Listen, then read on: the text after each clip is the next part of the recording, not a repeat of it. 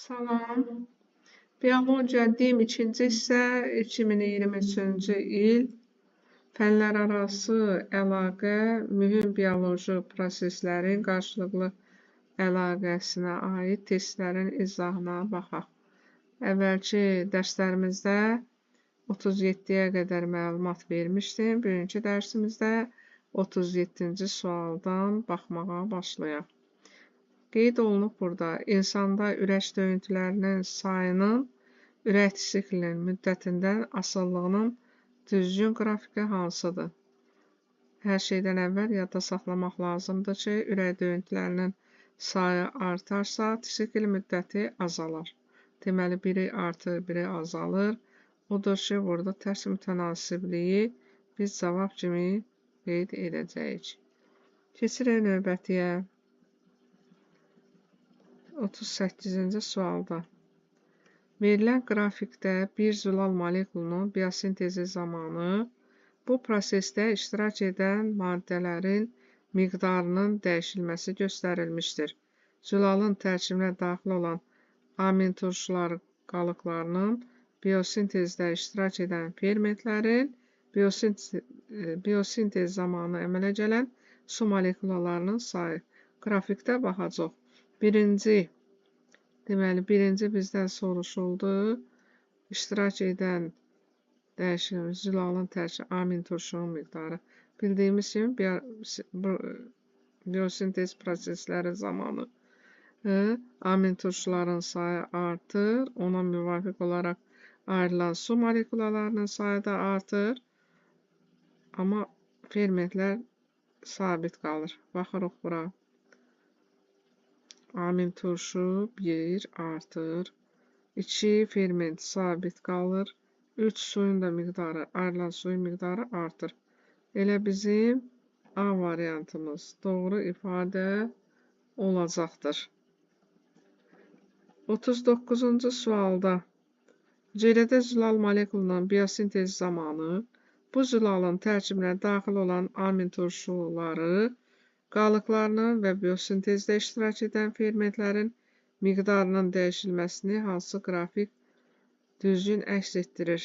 Deməli, burada bizdən soruşulur amin turşu qalıqları zülalın biosintezində nə cür dəyişəcək və fermentlərin miqdarı nə cür olacaq?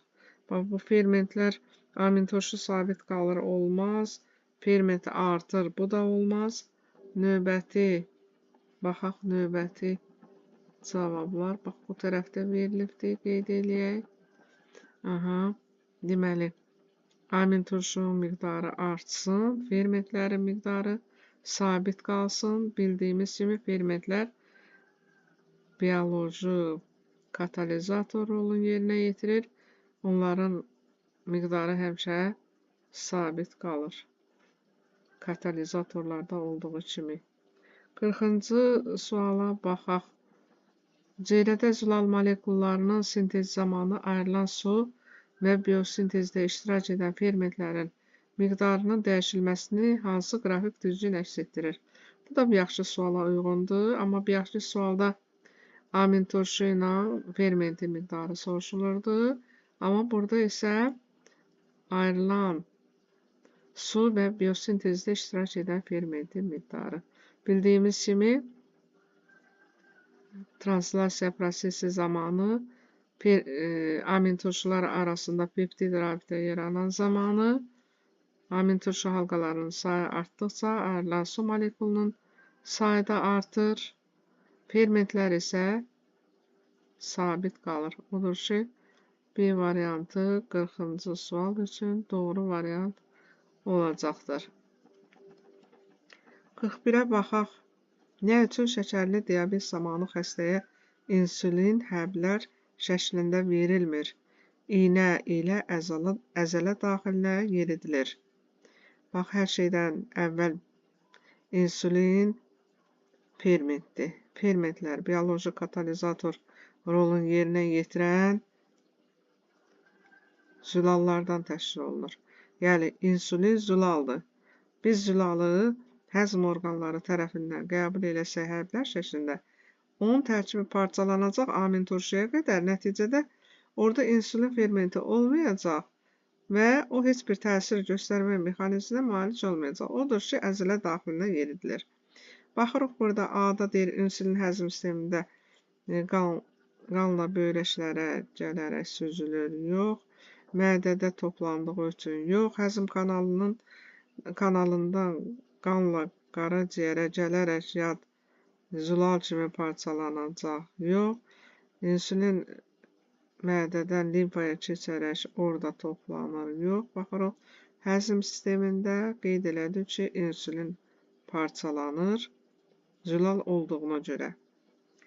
Y variantımız doğru cavab olacaqdır. 42-ci suala baxaq. İnsanın baş beyin yarımkürələr qabığının sol hissəsində 10 milyard hüceyrənin sinir impulslarının ötürülməsində iştirak etdiyini qəbul etsək, deməli deyir ki, baş beyin yarımkürələr qabığının bir hissəsində, yəni sol hissəsində 10 milyard sinir impulslarını ötürən neyronlar var. Bildiyiniz sinir toxuması həm sinir impulslarının ötürülməsində iştirak edən neyronlardan, həm də peyç hüceyrələrindən ibarətdir və peyç hüceyrələrinin miqdarı neyronların miqdarından 10 dəfə artıqdır. Odur ki, 10 milyardla 100 milyardı toplasaq 110 milyard eləyəcək.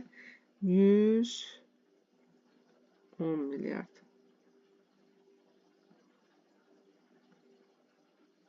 Oy. Hara getdim? Bircə dəqiqə.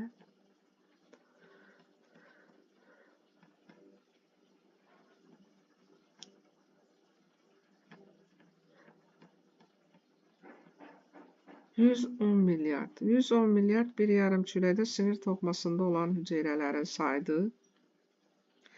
Əgər biz bunu 2-yə vursaq, bildiyimiz kimi sağ və sol yarımkürə var.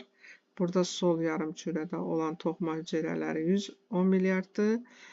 Sağ yarımkürədə də yenə 110 milyard olacaqdır. Ona görə biz bunu 2-yə vurmaqla, yarımkürələr 2 dənə olduğuna görə burada biz alırıq. Deməli, 220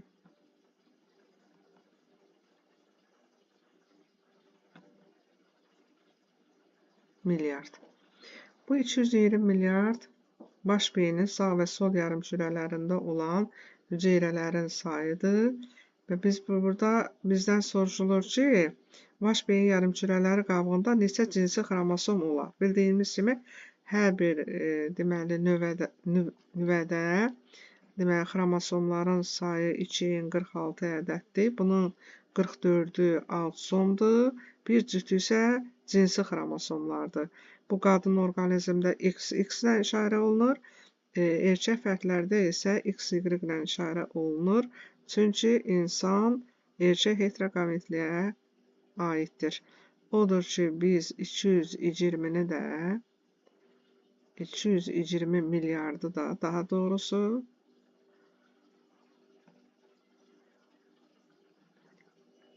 bir hüceyrədə olan cinsi xromosomların sayına vurmaqla qeyd elədik ki, o 2 ədəddir və beləliklə biz hər iki yarımkürədə toxuma hüceyrələrinin hamısında olan cinsi xromosomların sayının 440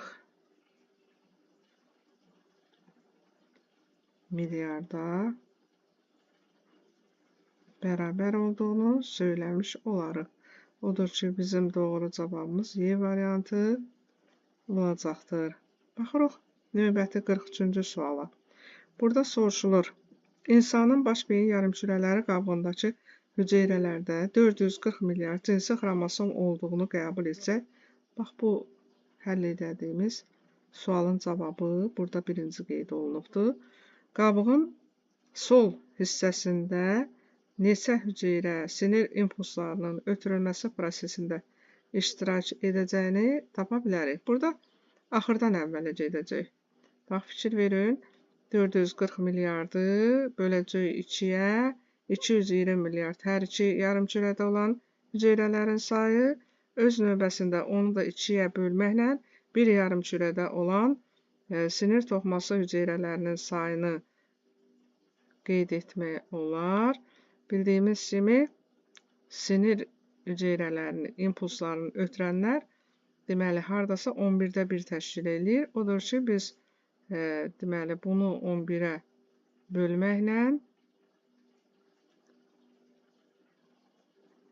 43-cü sualın cavabının 10 milyard olduğunu tapa bilirik. Bu qədər, sağ olun.